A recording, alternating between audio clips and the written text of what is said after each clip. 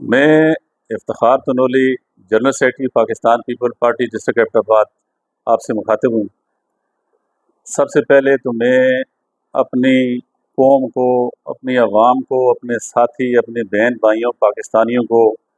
14 اگست کی مبارکباد پیش کرتا ہوں، اور اللہ تعالیٰ کا شکریہ ادا کرتا ہوں کہ پاکستان پچھلے 77 سالوں سے قائم و دائم اور مستحکم اور اب آگے کی طرف بڑھ رہا ہے۔ لیکن اس موقع کے اوپر میں انتہائی دکھ کا اظہار کرتا ہوں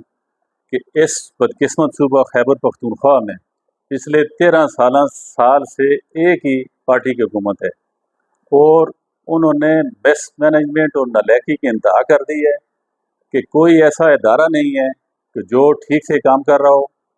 پچھلے 4 دنوں کی بارشوں نے سارے صوبے کو بشمول پشاور، ایبٹ آباد کو تباہ و برباد کر کے رکھ دیا ہے۔ اس میں کئی جانیں